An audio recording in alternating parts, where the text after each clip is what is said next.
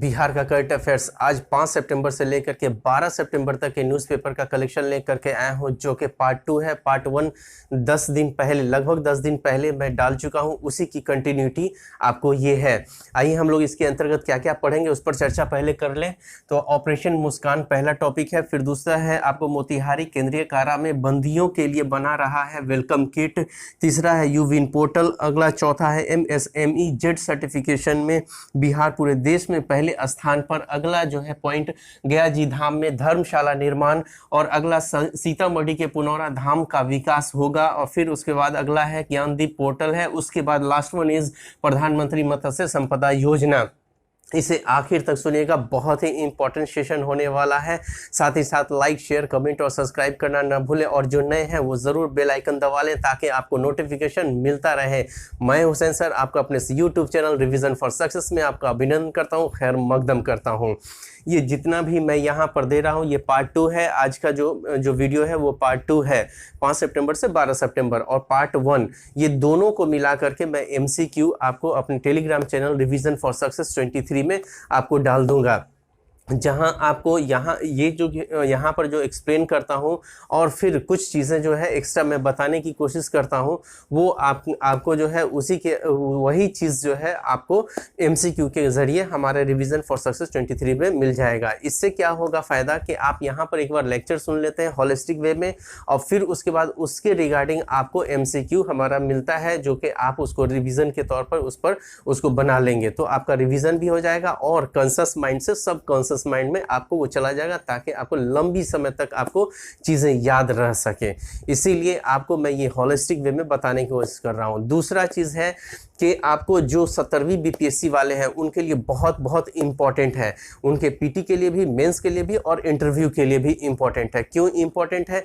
क्योंकि ये कई पेपरों का कलेक्शन है, और आप लोग क्या करते हैं कि कभी कभी होता है क्या कि न्यूज़पेपर जैसे आप लोग पढ़ते हैं, एक पेपर तो पढ़ना ज़रूरी है आप लोग के लिए, और कभी कभी ऐसा होता है कि आप लोग पढ़ते हैं और किसी दिन गैप हो जाता है, तो फिर वो छूट जाता है, तो फिर वो छूटा ही रह जाता है। तो आपको इससे उस परेशानी से भी दूर करने के लिए ये मेरा जो भी वीडियो बन रहा है वो उसका कंटिन्यूटी आपके पास रहेगा अवेलेबल।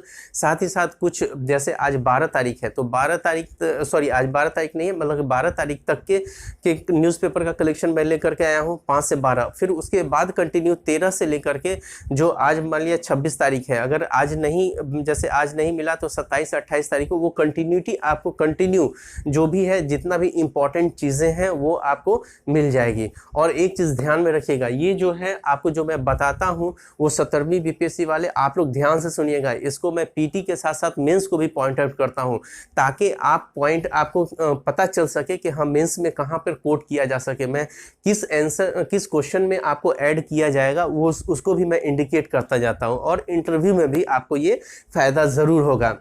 जैसा कि इसमें एक जेड सर्टिफिकेशन के बारे में दिया गया है, तो जो 67वीं जो इंटरव्यू दे रहे होंगे तो ये कॉन्सेप्ट इसके बारे में ज़रूर उन लोगों से पूछा जा सकता है। तो इसी तरीके से कोई भी चीज़ है उसको मैं कोशिश करता हूं कि आपको होलिस्टिक वे में आप उसको करें, ताकि आपको किसी भी तरीके से क्वेश्चन पूछा जाएगा तो आप उसको सॉल्व करने में आप कैपेबल हो सकें। चलिए ठीक है, अब हम लोग आते हैं अपने टॉपिक के ऊपर। तो टॉपिक जो है पहला है ऑपरेशन मुस्कान।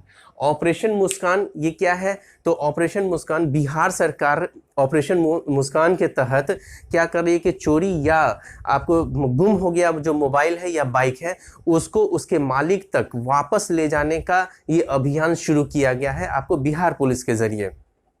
और इसी क्रम में क्या है कि आपको जो सबसे तत्परता के साथ जिस जिले का पुलिस जो कर रही है बिहार पुलिस, जैसे समस्तीपुर की पुलिस जो है बहुत ही तत्परता के साथ आपको वो वहाँ पर लोगों के मोबाइल हो या बाइक हो वो वापस दिलवा रही है, मतलब कि दिलवा रही है। तो उसी क्रम में सबसे पहला जो हम लोग देखते हैं वो है समस्तीपुर, और दूसरा है आपको पटना रेल जो कि दूसरा नंबर पे है, और तीसरा नंबर पे पटना जिला है। ये 3 का जो है सीक्वेंस आपको याद रखना है, जहां जो है पुलिस जो है वो तत्परता के साथ उसका मोबाइल या बाइक हो वो वापस दिलवा रही है। और सबसे फिसड्डी जिला जहां पर पुलिस जो है सही से काम नहीं कर रही है या नहीं की है तो वो है आपको सीतामढ़ी, और उसके बाद है शेखपुरा।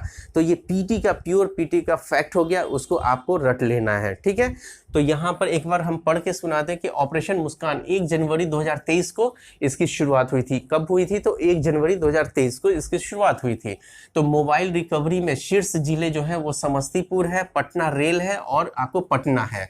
तो शीर्ष जो जिले हैं कौन है? तो आपको समस्तीपुर सबसे नंबर 1 पे है, जो कि तत्परता के साथ दिलाती है गुम हुआ मोबाइल या बाइक। दूसरे नंबर पे है आपको पटना रेल है और तीसरे नंबर पर आपको है पटना जिला है। ठीक है, ये 3 को याद रखिएगा। फिर उसके बाद मोबाइल रिकवरी में फिसड्डी जिले, सीतामढ़ी नंबर 1 पे और शेखपुरा नंबर 2 पे है। तो पीटी के पॉइंट ऑफ व्यू से इसको ध्यान में रखिएगा। अगला है मोतिहारी केंद्रीय कारा में बंदियों के लिए बना रहा वेलकम किट। तो ये जो भी है एमसीक्यू मैं अपने Telegram channel revision for success 23 में आपको डाल दिया करता हूँ, वहाँ से आप इसको कर लिया कीजिएगा। और हमारा समझाना और ये इंपॉर्टेंट क्वेश्चंस जो मैं न्यूज़पेपर का कलेक्शन देता हूँ, अगर अच्छा लगता है तो लाइक ज़रूर कीजिएगा। ठीक है, अगला है मोतिहारी केंद्रीय कारा में बंदियों के लिए बना रहा है वेलकम किट। देखिए, मोतिहारी केंद्रीय कारा में बंदियों के लिए जो है यानी कि कैदियों के लिए आपको वेलकम किट बनाया जा रहा है। तो ये वेलकम किट जो है आपको एक्चुअल में जो हमारी राज्य सरकार की पहल जो राज्य सरकार की ये पहल है, और वो भी सिर्फ और सिर्फ मोतिहारी सेंट्रल जेल, जो केंद्रीय कारा जो है वो सेंट्रल जेल है, यानी मोतिहारी का सेंट्रल जेल, वहीं पर ये वेलकम किट बनाने की सुविधा, मतलब वेलकम किट बनाने की शुरुआत की गई है।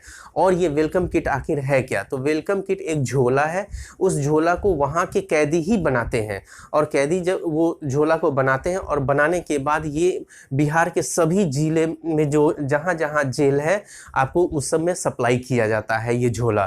तो ये वेलकम किट के अंतर्गत क्या है, ये वेलकम किट क्यों है? तो ये आपको जब बंदी जब कैदी जो है जब ये वो जेल जब जाते हैं तो वहाँ ये वेलकम किट दिया जाता है। वेलकम किट के अंतर्गत यानी एक झोला है, ये झोला के अंतर्गत क्या रहता है?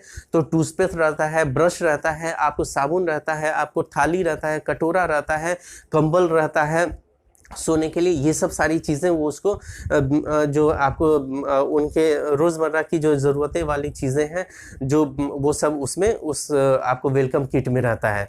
तो ये वेलकम किट इसीलिए ही आपको, और ये सिर्फ और सिर्फ मोतिहारी केंद्रीय कारा में ही ये बनाया जा रहा है, कैदियों के ज़रिए बनाया जाता है और दूसरे जेल में इसकी सप्लाई होती है।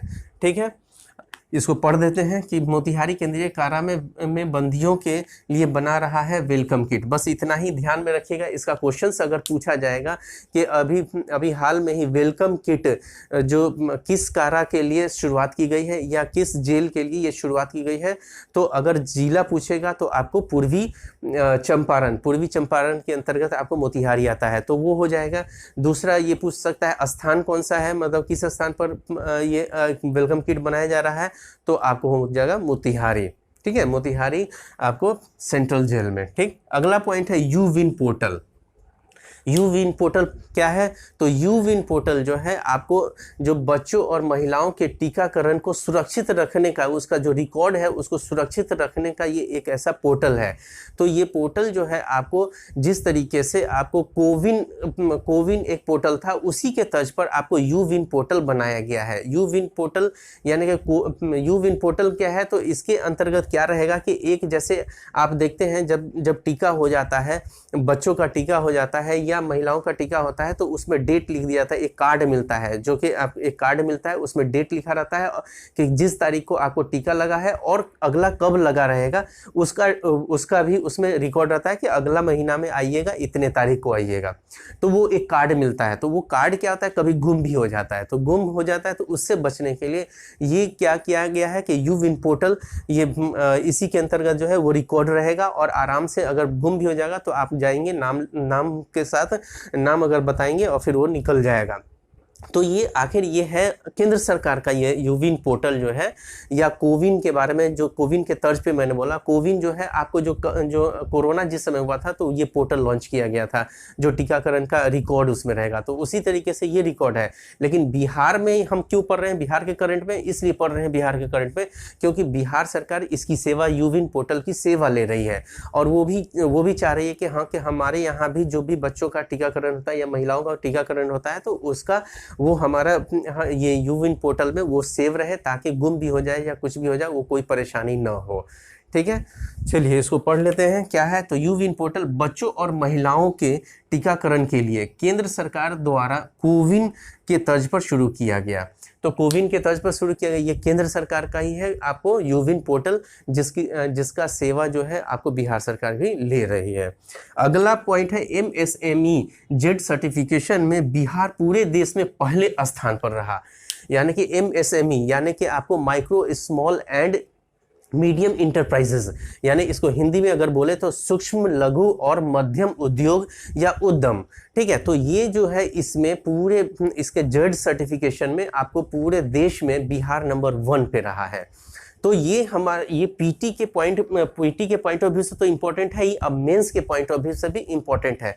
तो ये कहाँ पर मेंस में कहाँ पे ये कोट किया जाएगा, तो ये उद्योग वाला जो क्वेश्चन रहेगा MSME के लघु सूक्ष्म और मध्यम उद्योग में, तो उसमें ये नया डाटा जो है आप ये कोट कर सकते हैं कि जेड सर्टिफिकेशन आपको हमारे कई MSME को आपको कई ये जेड सर्टिफिकेशन मिला है। तो टोटल जो है 3171 MSME को जेड सर्टिफिकेशन दिया गया, यानी कि बिहार के MSME जो है आपको यानी कि सूक्ष्म लघु और मध्यम उद्योग जो है उसको आपको जेड सर्टिफिकेशन दिया गया। अब हम लोग थोड़ा सा जान लेते हैं कि जेड सर्टिफिकेशन होता क्या है। तो जेड सर्टिफिकेशन जो होता है ये आपको इसी को ही कहते हैं कि जीरो डिफेक्ट जीरो इफेक्ट। तो जीरो डिफेक्ट और जीरो इफेक्ट ही जेड सर्टिफिकेशन को कहा जाता है। तो जीरो डिफेक्ट का मतलब क्या हुआ कि कोई भी MSME जो कोई भी वस्तु का उत्पाद करती है तो उसमें कोई भी त्रुटि नहीं रहे, कोई भी उसमें गलती नहीं रहे। इसको ऐसे समझिए कि जैसे जो उत्पाद है और उस उत्पाद को अगर हम देश मतलब कि दूसरे देश में हम निर्यात करते हैं तो वहां से वो वस्तु जो है फिर से वापस नहीं आए, यानी कि वापस नहीं आ रहा है, यानी कि उस वस्तु में कोई भी गलती मतलब कि वो वस्तु में कोई त्रुटि या गलती नहीं है, वो बढ़िया बना हुआ है और वो लोग उसका उपयोग कर रहे हैं। अब वापस आ जाने का मतलब कि वो डिफेक्ट हो जाएगा। तो इसीलिए जीरो डिफेक्ट बोला गया कि बिना कोई उसमें कोई डिफेक्ट ना हो, हम जो वस्तु उत्पाद कर रहे हैं ये MSME के जरिए, तो वो उसको बोलते हैं जीरो डिफेक्ट। और जीरो इफेक्ट बोलते हैं कि जो MSME वो जो वस्तु का उत्पादन कर रही है तो उससे पर्यावरण को कोई नुकसान ना हो, तो उसको जीरो इफेक्ट बोलते हैं। यानी कि पर्यावरण को कोई नुकसान ना हो तो जीरो इफेक्ट। जीरो डिफेक्ट कोई भी वस्तु को में कोई भी त्रुटि नहीं रहे, कोई भी गलती नहीं रहे, तो उसको जीरो डिफेक्ट बोलते हैं। इसी के अंतर्गत जो है आपको 3 श्रेणी है, यानी कि 3 कैटेगरी बांटा गया है। एक जो है गोल्ड कैटेगरी है, दूसरा है सिल्वर कैटेगरी और तीसरा है ब्रोंज कैटेगरी। तो बिहार का मैक्सिमम मतलब 3171 MSME जो है वो आपको गोल्ड श्रेणी में था। तो गोल्ड श्रेणी में आ गया इतना सारा, तो आपको इसको इसीलिए जो है पूरे भारत में आपको बिहार का MSME जो है उसको जेड सर्टिफिकेशन में आपको नंबर 1 पे है। ठीक है, समझ में आया। तो ये जेड सर्टिफिकेशन। और नंबर 2 पे कौन है, तो आपको पूरे भारत में तो तमिलनाडु है, नंबर 3 पे आपको हरियाणा है और चौथे पे कर्नाटका है। इसको याद रखिएगा, मैंने यहाँ नहीं लिखा है, लेकिन पेन और कॉपी लेकर के जरूर बैठिएगा। और जो मैं कुछ चीजें होता है कि यहाँ पे मैं पूरी बातें नहीं लिखता हूँ, तो कुछ शॉर्ट में ही लिखता हूँ, तो जो बोल देता हूँ उसे जरूर लिखिए कि पहले नंबर पे जैसे MSME में जो जेड सर्टिफिकेशन मिला हुआ है, पहले नंबर पे बिहार है, दूसरे नंबर पे तमिलनाडु है, तीसरे नंबर पे हरियाणा है, चौथे नंबर पे कर्नाटका है। इसको याद रखिएगा, इसको लिख लीजिए जरूर, पेन और कॉपी लेकर के आप लोग बैठा कीजिए। चलिए अब हम लोग इसको पढ़ देते हैं कि MSME जेड सर्टिफिकेशन में बिहार पूरे देश में पहले स्थान पर है। बिहार में 3171 MSME यूनिटों को जेड सर्टिफिकेशन हासिल हो गया हुआ है। याद रखिएगा, ये बहुत मोस्ट इंपॉर्टेंट ये जो मैंने जेड सर्टिफिकेशन का जो कॉन्सेप्ट बताया है, ये आपको 67वीं BPSC के इंटरव्यू वाले में भी ये पूछा जा सकता है और आप लोग को भी पूछा जा सकता है जो 70वीं BPSC वाले जो तैयारी कर रहे हैं। देखिए आप लोग न्यू कमर हैं, जो 70वीं वाले कर रहे हैं वो लोग न्यू कमर होंगे, और जो अभी मेरा जो सुन रहे हैं आप लोग ध्यान रखिए, एक न्यूज़पेपर ज़रूर मुसलसल रेगुलर आप पढ़िए ज़रूर, इससे बहुत फ़ायदा होगा। ये आपके अपने सोच को भी बदलेगा, आपको एक समझ भी विकसित करेगा कि आप राजनीतिक तौर पे क्या समझ बना रहे हैं, सामाजिक तौर पे क्या समझ बना रहे हैं, आर्थिक तौर पे क्या समझ बना रहे हैं, सांस्कृतिक तौर पे क्या समझ बना रहे हैं। ये सब चीज़ें आपके दिमाग में आएगा और आप इसको कोरिलेट कर पाएंगे आपको मेंस के पॉइंट ऑफ व्यू से भी। ठीक है, अगला पॉइंट है गयाजी धाम में धर्मशाला निर्माण। गयाजी धाम में धर्मशाला निर्माण ये क्या है, तो ये है आपको जो जैसे अभी धर्मशाला जो है आपको 7 सितंबर, हमारे मुख्यमंत्री जो है इसकी आधारशिला जो है 7 सितंबर गया में 7 सितंबर 2023 को इसका आधारशिला रखा है। ठीक है, ये आधार, इससे क्या ये होगा कि गया जी में आपको गया जी धाम में, ठीक है, गया में गया जी धाम में धर्मशाला बनाया जा रहा है। तो वो धर्मशाला जो है ये क्या होगा कि जो श्रद्धालु आते हैं गया में और या आपको जो पर्यटक आते हैं तो वो लोग जो है यहाँ पर रुक सकते हैं इस धर्मशाला में। इसमें कुछ पैसा देना होगा, ये तीन फ्लोर का बनेगा, 3 मंजिला बनेगा। इसमें आपको वो लोग ठहर सकते हैं और उसमें कुछ नॉमिनल फीस लगेगा और वो ठहरेंगे। और इससे क्या फ़ायदा होगा, तो बिहार सरकार को राजस्व की प्राप्ति होगी और साथ ही साथ आपको वहाँ के आसपास के लोग हैं उनके लिए रोजगार भी सृजन होगा। तो उनको रोजगार भी मिलेगा, जो बेरोजगार हैं उनको रोजगार भी मिल जाएगा और साथ ही साथ आपको ये यहाँ बिहार सरकार को राजस्व की प्राप्ति भी होगी। अब ये क्वेश्चन ये पीटी के पॉइंट ऑफ व्यू से तो इम्पोर्टेंट है ही, पूछ देगा कि अभी हाल में ही आपको गया जी धाम में धर्मशाला का निर्माण हमारे मुख्यमंत्री के जरिए किया गया था। कब किया गया था, तो 7 सितंबर 2023 को किया था। तो ये तो पीटी के पॉइंट ऑफ व्यू से इंपॉर्टेंट हो जाएगा। लेकिन मेंस में ये आपको पर्यटन वाला जो आएगा, पर्यटन वाले में उसमें आप इसको कोट कर सकते हैं। जैसे आपको निबंध में भी पर्यटन पूछा जा सकता है और आपको ये फर्स्ट पेपर में भी पूछा जा सकता है, करंट वाले में भी पूछा जा सकता है या सेकंड वाले में भी पर्यटन में पूछा जा सकता है। तो आपको वहाँ पर पर्यटन वाले में इसको कोट कर सकते हैं। ये लेटेस्ट डाटा है, तो इससे लेटेस्ट डाटा जब आप कोट करते हैं अपने आंसर में तो आपको वो क्या होता है कि वो गंभीर आंसर बनता है। ठीक है, गंभीर आंसर बनता है, बहुत अच्छा तार्किक भी बनता है और ये इससे आपको मार्क्स भी अच्छे आएंगे। अब अगला है, हम लोग इसको एक बार पढ़ते हैं। मुख्यमंत्री नीतीश कुमार ने 7 सितंबर 2023 को गया में गया जी धाम धर्मशाला निर्माण की आधारशिला रखा। ठीक है, ये याद रखिएगा। अब सीतामढ़ी के पुनौरा धाम मंदिर का विकास होगा। ये चर्चा में क्यों, तो अभी कैबिनेट की मीटिंग हुई थी जिसमें आपको नीतीश कुमार की अध्यक्षता में, हमारे मुख्यमंत्री नीतीश कुमार जी की अध्यक्षता में ये बैठक हुई, जहां पे कहा गया कि पुनौरा धाम मंदिर का उसका विकास किया जाए, उसको और अच्छे तरीके से वो बनाया जाए। तो इसमें पीटी के पॉइंट ऑफ व्यू से जो क्वेश्चन आएगा कि पुनौरा धाम मंदिर निम्नलिखित में से किस जिले में है, तो सीतामढ़ी जिले में है। लेकिन ये इंपॉर्टेंट पर्यटन वाले में भी, जो अभी ऊपर में भी पढ़े हैं तो नीचे में भी इसको जो है पर्यटन वाले में भी इसमें ये जोड़ सकते हैं। नया क्यों जोड़ सकते हैं, तो ये आपको जब हम उसका विकास होगा तो पर्यटक जो आते हैं, चाहे अपने ही देश के कोई दूसरे राज्य से या विदेशी जो आते हैं, वो जानते हैं कि सीतामढ़ी में एक तो जानकी स्थान है जहाँ पे सीता जी का जन्म हुआ था, दूसरा जो है ये पुनौरा धाम मंदिर जो कि ये बहुत फेमस है। तो इसके लिए भी आपको यहाँ पर आते हैं। तो पर्यटन वाले में आपको पर्यटक का जो क्वेश्चंस आएगा उस क्वेश्चंस में आप इसको भी नए डाटा के रूप में पुट कर सकते हैं। अगला है ज्ञानदीप पोर्टल।